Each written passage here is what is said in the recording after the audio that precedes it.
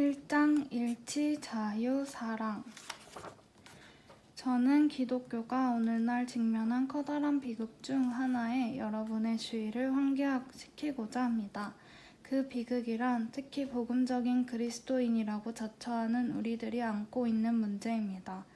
이 비극을 한마디로 말하면 양극화라고 할 수 있습니다만 이것이 의미하는 바가 무엇인지에 대해서는 좀 더 상세한 설명이 필요합니다. 이 비극은 역사적이며 성경적인 기독교에 대한 우리의 확고한 동의를 배경으로 하고 있습니다. 기독교 신앙의 근본 진리에 있어서 그리스도인의 하나됨은 중요하고 또 영광스러운 일입니다. 우리는 우리 아버지이시며 무한하시고 인격적이시며 거룩하신 창조주이시자 만유를 붙들고 계신 하나님을 믿습니다. 그리고 하나님이신 동시에 인간이신 예수 그리스도를 믿으며 그분의 동정녀 탄생과 성육신, 권위 있는 가르침과 대속적 죽음, 부활의 역사성과 다시 오심을 믿습니다. 또한 우리는 성령을 믿으며 성경이 성령의 특별한 영감으로 기록된 것과 성령의 특별한 은혜로 죄인들이 의롭다 하심을 입어 거듭나며 그리스도의 형상을 닮아가고 교회의 지체가 되어 세상을 섬기도록 보냄받은 것을 믿습니다. 하나님의 은혜로 말미암아 우리는 이 교리와 다른 위대한 성경적 교리들 위에 견고히 그리고 함께 서 있습니다. 그러나 우리는 하나 되지 못하고 있습니다. 우리는 중요하지 않은 문제로 분열되어 있습니다. 우리를 분열시키는 문제들 중 어떤 것은 신학적이며 어떤 것은 기질적입니다. 예를 들면 우리는 신학적으로 하나님의 주권과 인간의 책임에 관한 문제에서 일치하지 않을 수 있습니다. 감리교나 장로교 또는 어디에도 소속되지 않는 독립교파들이 교회의 직분과 목회 사역에 대해 다른 견해를 가질 수도 있습니다. 또 복음적인 그리스도인들이 자신의 신앙을 타협하지 않고서 교리적으로 혼합된 교파와 어떤 관계를 맺어야 하는지에 관해서도 의견을 달리할 수 있습니다. 교회와 국가의 관계에 대해서 세례를 줄 수 있는 자격에 대해서도 의견이 다를 수 있습니다. 또는 예언이나 영적인 은사들 가운데 수용할 수 있는 은사는 어떤 것이며 그 중에 가장 중요한 은사는 어떤 것인지에 대해서도 의견이 서로 다를 수 있습니다.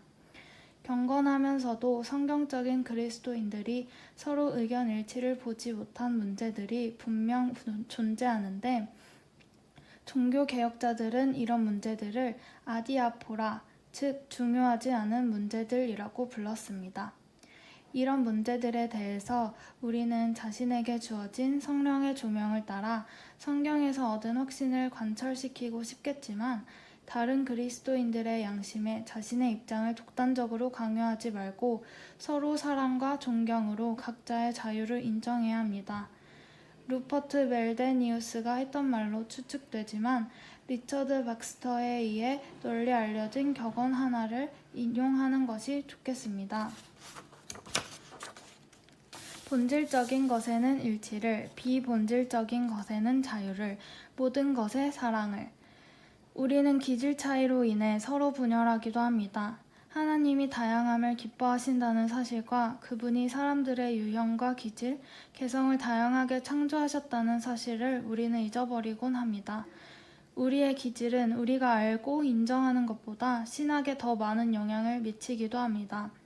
성경 진리에 대한 우리의 이해는 성령의 조명에 의존해 있긴 하지만 우리의 성향과 우리가 살고 있는 시대 그리고 우리가 속해 있는 문화에 필연적으로 영향을 받습니다.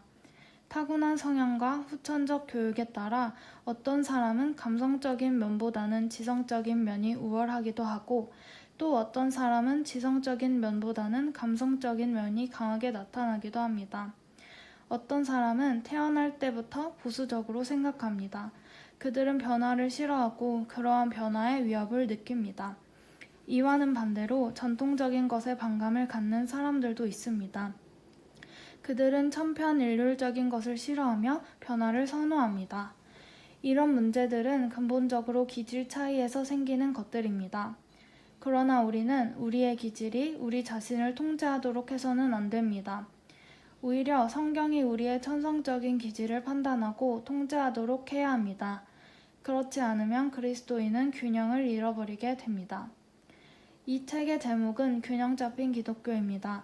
우리 그리스도인들, 특히 복음적인 그리스도인들에게서 자주 발견되는 가장 큰 약점이 극단적이 되거나 균형을 잃어버리는 경향이기 때문입니다. 그리스도인들로 하여금 균형을 잃어버리게 하는 것보다 사탄이 더 좋아하는 취미는 없는 것 같습니다. 제가 사탄과 사탄의 전략에 대해 모든 것을 알고 있는 것은 아니지만 그리스도인들로 하여금 균형을 잃게 만드는 것이야말로 사탄이 가장 좋아하는 전략이라고 확신합니다. 우리는 사탄이 균형 잡는 것을 싫어하는 것만큼 균형감에 애정을 가져야 하며 사탄이 이를 방해하기 위해 힘쓰는 것만큼 균형감을 증진시키기 위해 애써야 합니다. 진리의 어느 한쪽 끝에만 머물기를 좋아하는 우리의 모습을 가리키기 위해 저는 균형을 잃어버림이라는 표현을 쓰고 있습니다. 만일 우리가 양극단을 동시에 볼 수 있다면 성경에 근거한 건전한 균형감을 보여줄 수 있을 것입니다. 그러나 우리는 언제나 어느 한쪽으로 치우치곤 합니다. 마치 아브라함과 롯이 갈라서든 말입니다. 우리는 다른 사람을 한쪽 극단으로 밀어내고 자신은 그 반대편에 서려고만 합니다. 신학적인 면에서 볼 때 케임브리지 킹스 칼리지의 첨사원이자 홀리 트리니티 교회의 교구 목회자였던 찰스 시므온보다 이러한 위험을 분명하게 경고했던 역사적 인물은 영국 성공에 대해 없었습니다. 찰스 시므온은 1825년에 한 동료에게 보낸 편지에서 사도 바울과의 가상의 대화를 통해 이를 설명합니다. 진리의 중간에 있는 것도 어느 한쪽 극단에 있는 것도 아닙니다. 진리는 양쪽 극단에 모두에 있습니다.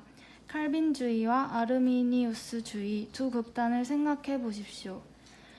바울 선생님, 당신은 이 문제에 대해 어떻게 생각하십니까? 중도입니까? 아닙니다. 그러면 저쪽 편인가요? 아닙니다. 그러면 둘 중 어느 편입니까? 저는 양쪽 다입니다. 저는 오늘은 강경한 칼빈주의자이지만 내일은 또 강경한 아르미니우스주의자입니다. 뭐라고요? 바울 선생님, 제정신이 아니군요. 선생님은 아리스토텔레스에게 중용이란 것을 배우셔야 할 것 같습니다. 시므온은 계속해서 다음과 같이 말합니다. 형제여, 내가 전에 아리스토텔레스의 글을 읽었을 때 나는 정말 그를 좋아했습니다. 그러나 바울의 글을 읽은 후로는 나는 그의 생각에 완전히 사로잡혀 버렸습니다. 양쪽 모두를 두루 아우르는 중심 없이 흔들리는 것이 아니라 생각의 말입니다. 어떤 때 나는 강경한 칼빈주의자가 되었다가도 어떤 때에는 유연한 아르미니우스주의자가 되기도 합니다. 만약 당신이 극단을 좋아한다면 내가 바로 그런 사람입니다. 그러나 이것만은 기억해 주길 바랍니다. 우리가 가야 할 곳은 한쪽 극단이 아니라 양쪽 모두입니다.